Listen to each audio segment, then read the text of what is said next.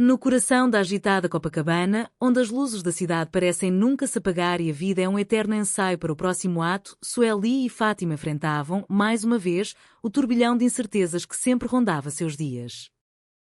Desta vez, porém, o cenário era mais complexo, carregado pela ausência de notícias da Armani, o que deixava Sueli em um estado de apreensão constante. Enquanto isso, o apartamento, que deveria ser um porto seguro, transformava-se em uma zona de trânsito intenso, com visitas inesperadas e mudanças de planos que testavam a paciência de todos os envolvidos. O retorno de Jurandir, pai de Fátima, trazia consigo uma mistura peculiar de alívio e desconforto. Ele chegou ansioso por um acolhimento familiar que, dadas as circunstâncias, parecia difícil de concretizar. A confusão pairava no ar. O aniversário de Bia, filha de Fátima, tornava-se o pretexto perfeito para que a presença constante de Marcia, mãe de Bia e ex-mulher de Jurandir, se prolongasse muito além do que qualquer um ali poderia suportar com naturalidade. O clima doméstico, já tenso pela falta de recursos financeiros, piorava a cada momento, especialmente quando a realidade da fatura do cartão de crédito batia à porta, lembrando-lhes que a viagem recente havia sido um passo maior do que a perna. Enquanto a vida pessoal desmoronava sob o peso das convenções sociais e das dificuldades econômicas, a Djalma Noivas, o epicentro do trabalho de Sueli e Fátima, vivia sua própria revolução. Flavinha, assumindo o controle total em nome da saúde de Djalma, decidiu implementar uma mudança drástica no estabelecimento. A reforma, vista por Djalma como uma ameaça à sua própria utilidade, era, na verdade, um esforço de Flavinha para gerir um negócio que exigia sacrifícios que elas não estavam prontas a fazer, como o aumento do aluguel. A angústia de Sueli e Fátima ao receberem a notícia do reajuste era palpável. Para elas, aquele aumento significava o retorno forçado aos subúrbios, um lugar de onde tinham lutado tanto para sair.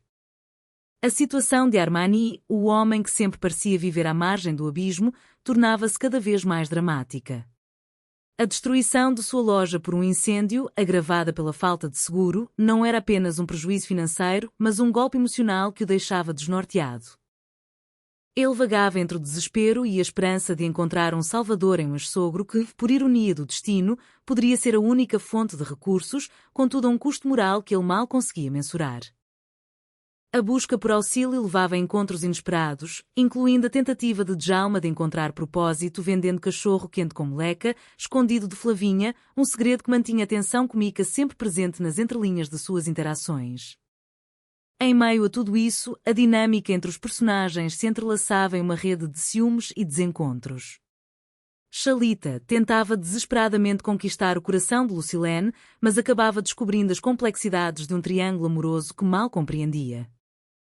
A confusão era geral e a ideia de realizar uma eleição para demissões na loja, proposta por Flavinha, parecia o ápice do absurdo, transformando o local de trabalho em um campo de batalha psicológica.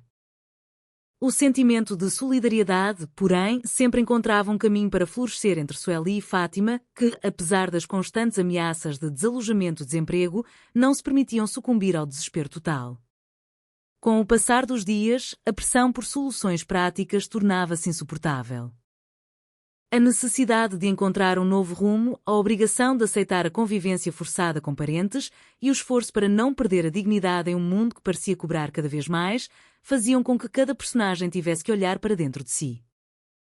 Para Sueli, o perdão e o recomeço sempre foram alternativas viáveis, mesmo que o caminho fosse repleto de obstáculos impostos por um Armani que, entre idas e vindas, insistia em ser o centro de seus problemas. Para Fátima, o desafio era manter o equilíbrio entre ser uma mãe presente, uma profissional dedicada e uma amiga leal, equilibrando-se em uma corda bamba sobre o precipício financeiro.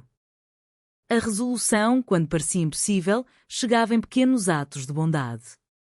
A decisão de manter Marcia em casa, mesmo sob protestos de Jurandir, era um exemplo de como a humanidade prevalecia em momentos de crise.